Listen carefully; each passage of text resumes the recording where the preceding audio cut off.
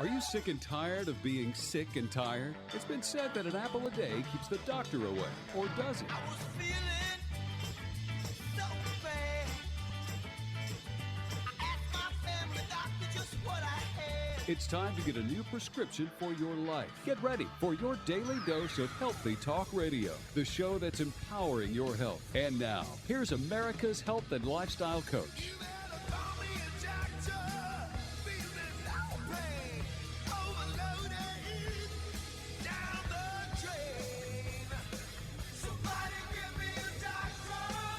Live. Do you want to get well? This is the show where your health is your wealth. Thriving is more important than just surviving, and the only thing lost are those unwanted pounds. This is Healthy Talk Radio, from heart disease, aches and pains, to even your basic cough and sneeze. This is talk radio that's empowering your health. Lines are open, 888-283-7272. That's 888-283-7272. It's a new prescription. Today, we're going to talk about your health and your life each day, Monday through Friday, to talk about your health and talk about your life. So tonight's show is about you, just like always within our show. It's about you. It's about your health. It's about your life. It's about whatever you're struggling with: diabetes, heart disease, arthritis, fibromyalgia. What are you struggling with? Is it diabetes, heart disease, cancer, whatever it might be, great or small? Just know this: we're here for you. We're here to walk you through your health challenges, no matter what they are. The good news is you don't even have to have health insurance tonight. We're here for you to walk you through whatever it might be. Are you scared tonight to be given a bad diagnosis? That's okay. We'll talk you right through it.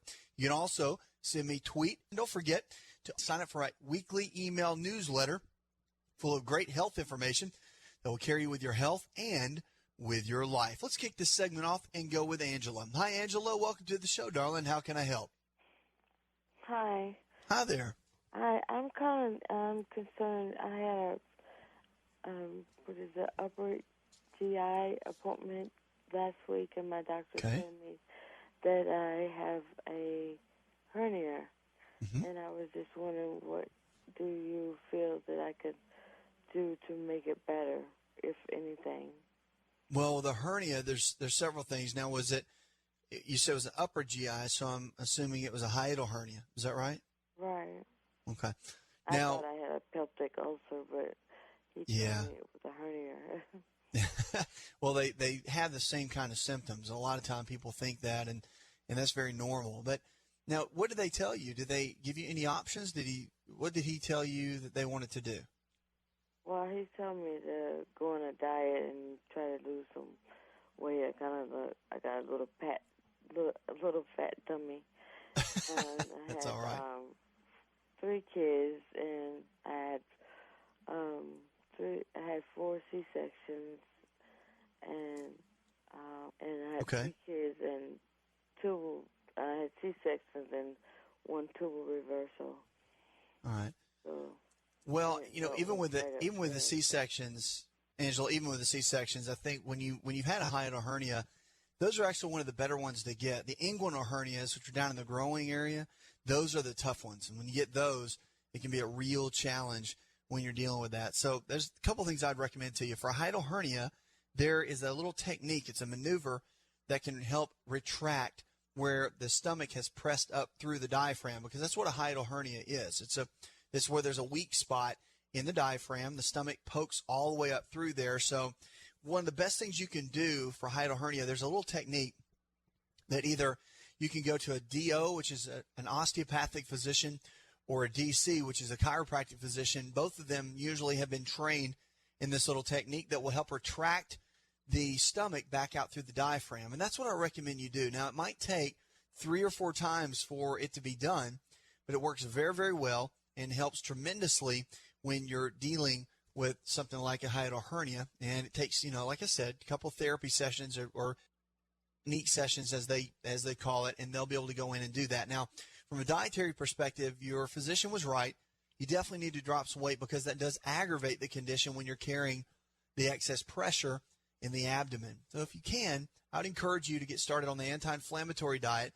It's in my book, Empowering Your Health, and it's real simple to follow. Very simple. You eat 3 meals a day, and each of those meals have 3 of the main food components in it. That's equal amounts of lean protein sources like chicken, fish, beef, or eggs, low glycemic carbohydrates in the form of fruits and vegetables, and good healthy fats, the omega-3s, 6s, and 9s like almonds, walnuts, cashews, and avocados, things like that.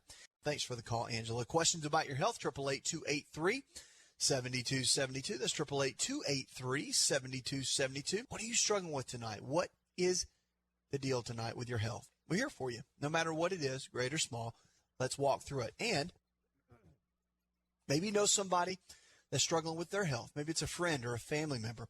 Call me tonight. Let's talk about it. Let's give them some answers so you can be their cheerleader and their health advocate. Now let's go to Amy. Hi, Amy. Welcome to the show, darling. How can I help? Hi. I have been told I have an enlarged thyroid. Okay. They did my blood work. It came back normal. And I see a specialist in January, but I wondered if there was anything I should do in the meantime, any kind of vitamins to take to try to help with that. When did it get started? That enlarged thyroid is called a goiter. And so Right. when did that start happening? When did you notice it? I have some kind of little cyst on the outside of my throat that came up probably about 4 weeks ago. They tested that and said that it was calcification there at the goiter. And other than that, I don't have any other symptoms. But they did do the ultrasound and then the blood work and found the one side is enlarged. And so the blood work, they said everything was fine, and the thyroid, all the numbers, no problem, right? You've never been on medication for thyroid either? That's right. My mother has Okay. a thyroid problem. She does. Okay. No big deal. Well, I know it seems like a big deal, but let me tell you that typically it's not. And when you're dealing with a thyroid and the gland swells, most glands in the body, they swell when they're not getting what they need. Let's talk common sense for just a second, okay?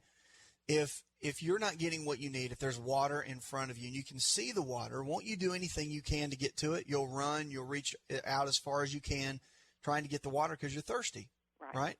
So the body does the same thing. And it doesn't matter if it's the prostate or if it's the thyroid gland or whatever it might be. If a gland is not getting some of the nutrients that it needs, it will swell, hoping that through the blood flow or whatever, it will get what it needs.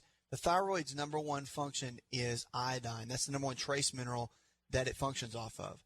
And if it doesn't get enough, which we don't have a whole lot in our diet, basically we don't have hardly any at all. And the little bit that we have in table salt is minimal. It's marginal at that, and we don't get a lot of benefit out of it. So, long story short, the Japanese population has the number one, the top population with the least amount of thyroid conditions. They get 13 milligrams of iodine in their diet naturally a day. The American population gets less than 50 micrograms a day, and women need 450 micrograms a day just to have bare function, because you need 150 micrograms for your thyroid, 150 for your ovaries, and 150 for your breast tissue. Matter of fact, one of the number one reasons of fibrocystic breast or little nodules in the breast is a lack of iodine. Okay. So what do? Here's what you do. Take a drop of iodine and put it on your skin, and you want to check and see how long that it takes before that dissolves. If it dissolves within a 3-hour period, then you definitely need to take organic iodine. Go to your health food store, and they can help you with that. Also, L-tyrosine is an amino acid, and it will help support thyroid function as well. Stay away from strawberries and all the cruciferous vegetables such as broccoli and cauliflower and cabbage. All of those help slow down the thyroid, and it'll reverse what we're trying to accomplish. There's great results waiting for you.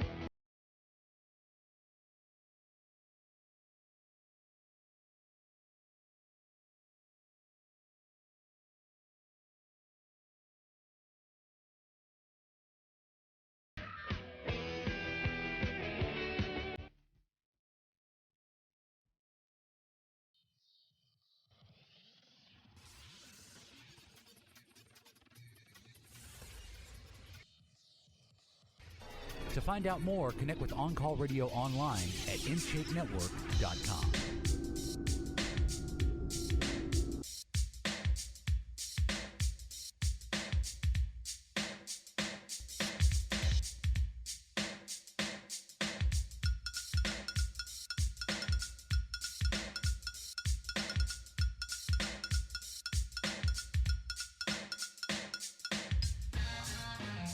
Phone lines are open this hour as we talk about your health and talk about your life. 888-283-7272.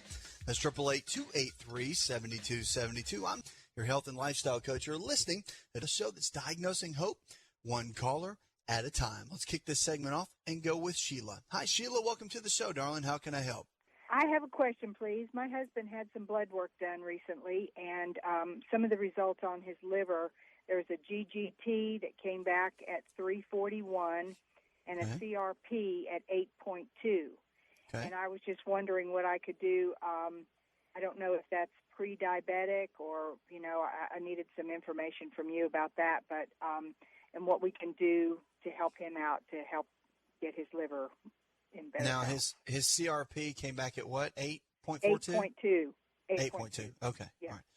Well, that's not really – what did your doctor tell you? Let's start there. I want to hear what he said first. He just he had some heart problems. He had a heart attack about the second week in October, and so they did some blood work, and this came back. So this was his heart doctor, and they called me with it, and they were very concerned and said that I needed to find another doctor that was, more. They deal directly with his heart, and they said this was liver, so I needed to go to our family doctor or whatever. So I just before I made that appointment. I just found this information out today, so right. I just wanted to know. So you said the CRP 8.2 was not that high? No, that's very high. No, I haven't said anything yet. I was just wanting to know what your physician had said. Okay. Well, so that's all I know so far. Okay, no big deal. Well, you're not headed down the diabetes path. The test for diabetes is called the hemoglobin A1C. And that test would let you know if you're headed toward diabetes or not. C-reactive protein lets you know two different things. It's an inflammation marker showing how much inflammation is in the body. And if you listen to my show, you'll hear me talk about an anti-inflammatory diet. It's the one that's in my book. That's designed. Right. It's designed to pull inflammation out of the body. Matter of fact, that's one of the first things that we do in our clinics. Is part of our protocol is to reduce inflammation out of the body so the body can begin functioning properly. So the CRP, just so you know, normal range is between 1 and 2. So his number for that should be about 1.5. Now, it could also be a marker for the heart. It's very possible that could be the case. However, I would say 8 times out of 10, when that number's high, it's inflammation in the body. Okay, that's what we see clinically. Now, the GGT, that's more of a liver enzyme. So you're looking at the liver. The enzymes are elevated. Does he drink at all? In the past, he has, but not for the last several years. Okay, so he's been done with that for a while. He did quite heavily at one time, yes. That's okay. The liver is the number one regenerating organ that we have. Okay. So it'll regenerate faster than anything else. I mean, you can do pretty good damage to the liver, and it can come back. So that's good news. Now, were his other liver enzymes, did anything else jump off the page, or was that the only one? These were the only, that was the only one they told me was outrageously high. Okay, all right. Because what can happen with that, a lot of times, was his cholesterol okay? Cholesterol's high. Okay, there you go. They found that out when he had his heart attack. Okay, there's the correlation right there. See, cholesterol's made in the liver. And if the liver gets backed up and it gets congested, almost like congested lungs in a way, when the liver gets congested, it can't release toxins and it can't function properly and it can't make the right kind of cholesterol. Things start happening like the bad cholesterol will go up and the good cholesterol will go down. And it starts being a reverse of what it's supposed to be, and the body starts not functioning the way it was designed to. Mm-hmm. So what I would start with him is I would get started on the anti-inflammatory diet that's in my book. I would get started there because that's your foundation. Nothing's going to change unless what he's putting inside of his body changes. Right. And then we need to support the liver. And the way to support the liver on this is you want to increase by taking milk thistle. You also want to use what's called N-acetylcysteine and also nicotinic acid. All of those will support the liver, help it detox, help support it, and help the liver enzymes come down. N-acetyl, what was it? N-acetylcysteine, and then nicotinic acid. Now, along with that, I want to make sure that he's exercising at least 4 to 5 days a week, doing 30 minutes of something he enjoys. That's going to be important for him. And then also, with the diet and that sort of thing, don't forget the foundational 4. He's going to need to take the basics in this because he needs a good whole food multivitamin to give him a little bit of everything that he needs, digestive enzymes to help break down his food, because most of us only digest and process about 10 to 15% of the foods that we eat rather than 80 or 90%. Digestive enzymes help increase that ratio so we can digest, at least 80 or 90% of the foods that we put in every single day. And then cod liver oil for its omega-3 fats, vitamin A and vitamin D, and then also probiotics. And it'll take about 4 of those in the morning on an empty stomach and about 4 in the evening on an empty stomach. That's enough to get started with right there. You should be able to see a change within him in about 6 weeks. You might want to do some blood work again, have your doctor look at that and see where things land with him. I think that would be good. But he needs to make some radical changes. And I always say radical changes equal radical results. And with him, he's going to have to, because those markers are up there. CoQ10 will help him too. A lot of times that inflammatory marker, if it's heart-related, CRP or C-reactive protein, that's going to be good. So get started with that. Let me know how things go. You can always shoot me an email. Okay, thanks for the call. Questions about your health, 888-283-7272. That's 888-283-7272. What are you struggling with tonight? What health challenge do you have? Is doctor giving you a bad diagnosis? It's okay. That's what we're here for on call, to walk you through your health challenges, no matter what they might be. Common sense when it comes to your health. That's what this whole thing is all about. Health is not that hard, folks. We just have to break it down, figure out why the body is breaking down, give it back what it needs, and you can live the life you were designed to live. The body regenerates every single day. What does that mean? Each day old cells are dying and new cells are forming. It doesn't matter what you've done 3 or 4 years ago that brought you to this point now. Radical changes equal radical results. Today is a brand new day. You can have an incredible tomorrow if you'll make the right kind of changes to have the kind of health that God's designed you to have. That's what we're here for, to walk you through that. So whatever it is, great or small, call us tonight. Even if it's for somebody else, be their health advocate and their cheerleader, and be the one that can walk with them through their health and make their life better. 888-283-7272. This content is brought to you by our good friends at Liberty Health Share, the absolute best alternative to traditional health insurance. Visit Liberty Health Share at libertyhealthshare.org.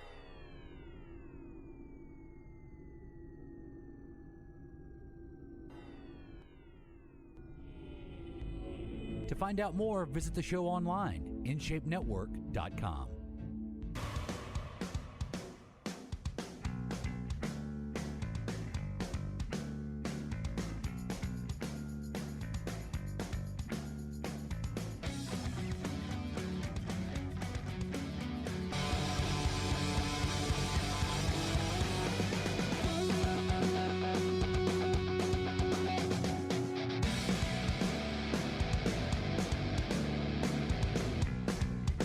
Phone lines are open this hour as we talk about your health and talk about your life.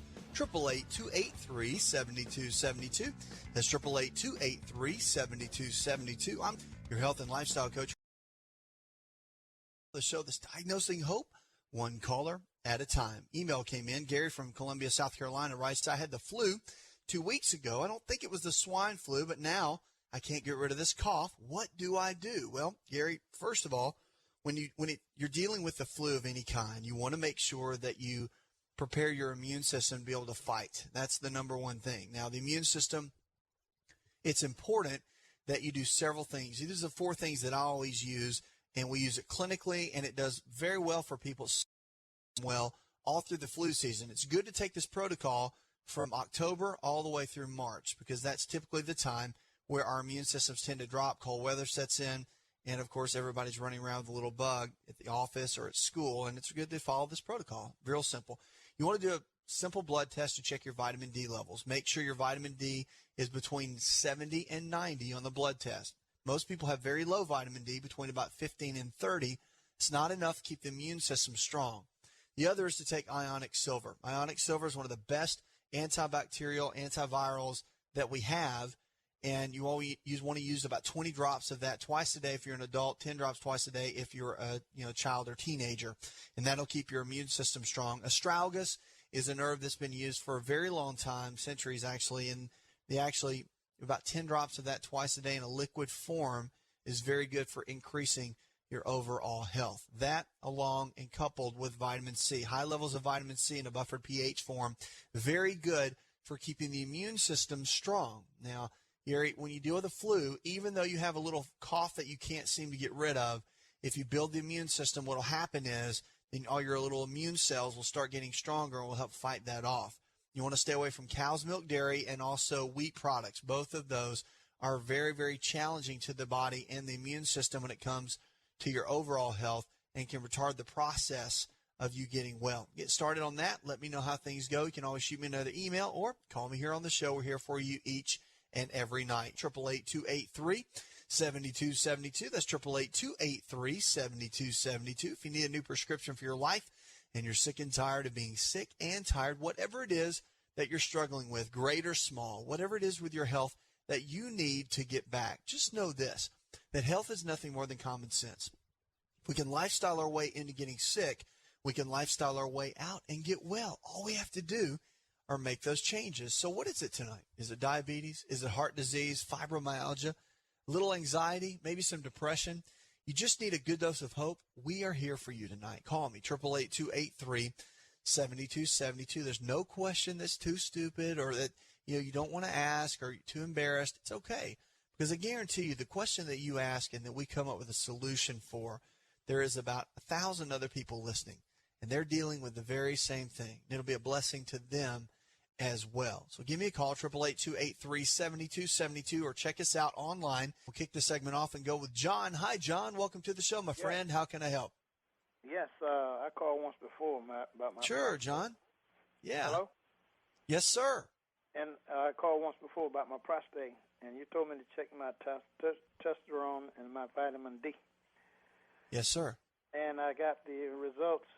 My low on that testosterone was 443, and the high was 5.6. And my vitamin D was 29.1. Okay. Now, you said 443 or 4.43 on the testosterone? 443. So let's come up with an action plan. The vitamin D, see, that's a precursor for everything. Vitamin D is actually a hormone. It's not a vitamin.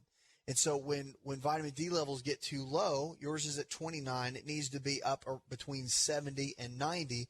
It makes a big difference in your overall immune system. So by getting that up will help the overall process. So vitamin D, we're going to start start taking about 20,000 units of vitamin D a day, and that's vitamin D3. You can pick that up from a health store, but that's one of the first things that you'll need to do, vitamin D, to get that back up. We want to get that up around that range, and if you'll do about 20,000 units a day for about, I would say, at least 60 days, then that will make a big difference in not only your hormone levels, but also your immune system, and that's a big deal. Now, testosterone, different animal. Need to bring that up, but you need to make sure you're metabolizing your testosterone and utilizing it properly. So the couple things that you'll need to look into. Tribulus terrestris is an herb, and you can pick that up at most health food stores.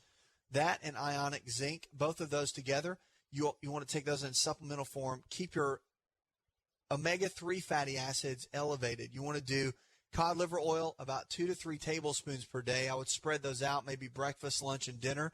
The good healthy fats are what's going to keep your body and your prostate, number one, healthy, but also it's going to keep your testosterone levels healthy and where they need to be. So get started with that first and foremost. The other is taking ionic zinc. You want to take at least about 100 milligrams a day of that, along with 2 milligrams of copper, so that you don't offset and get a potential deficiency. And that's going to help as well.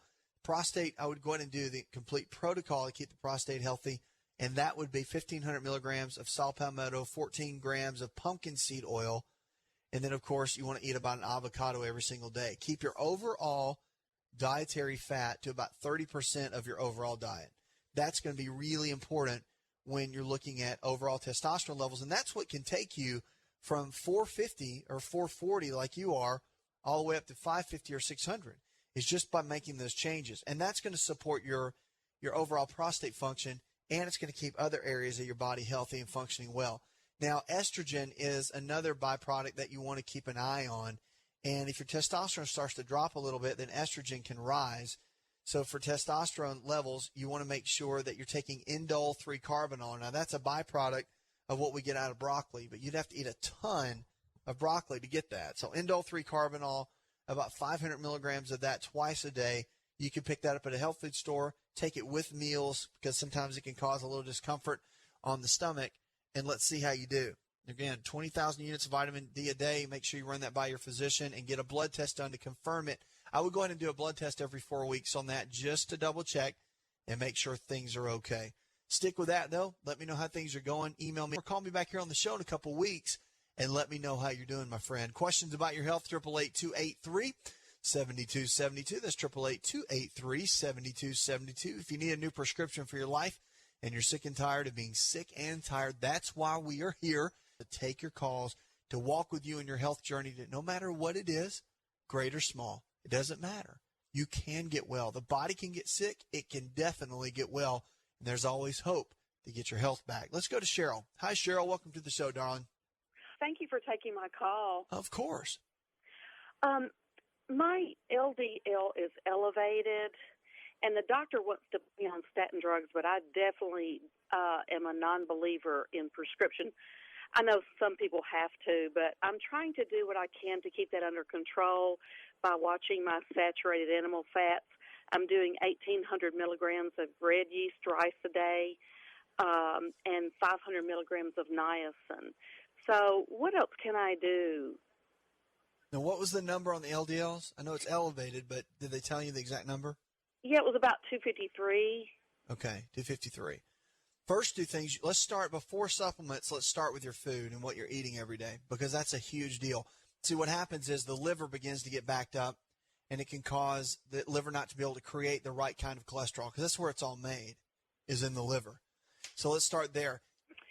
Most of the time I do whole grain. I try to keep the pasta and the refined processed foods to a minimum, the white starchy things. Right. Okay. What about milk? Yeah, I do some skim milk. Okay. Let's cut out the milk products and the wheat products only for about 8 weeks. You don't have to do it forever, just for a short period of time, okay?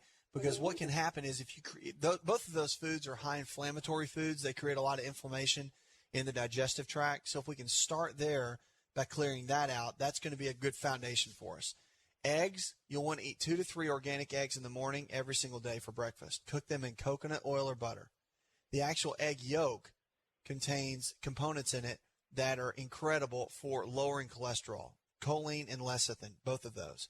And it's one of the best natural ways to lower your cholesterol. So let's start there. I would drop your red yeast rice down to about 1,000 milligrams, because sometimes it can be a little hard on the liver. So you want to drop that down just a little bit. The niacin that you want to take, it's very important to take the right kind. There's a liquid niacin called nicotinic acid. Now, nicotinic acid you can find at a health food store, but that's the one. That's the version of niacin that's very good in lowering cholesterol levels. So that one, along with N-acetylcysteine, incredible. That little protocol right there will drop your cholesterol levels. And at 253, it's very high. And I know you don't want to do a statin drug. So let's get started on this protocol. The eating is going to be your ticket too. And also exercise 4 to 5 days a week, 30 minutes a day, doing something you enjoy. Cheryl, that's going to be really important for cholesterol levels. Even if it's walking, I don't care. Just do something 5 days a week, 30 minutes, and let me know how things go. You can send me an email or call me back here on the show, but you can do it. I know you can. I see it clinically every single day. Your body can get well. 888-283-7272.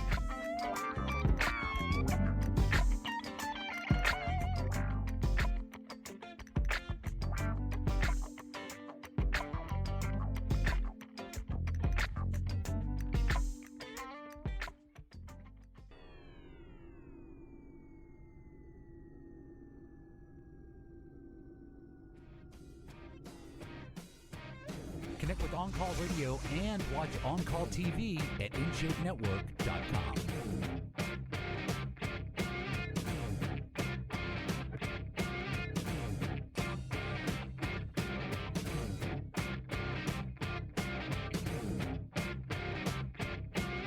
Phone lines are open this hour to talk about your health and talk about your life.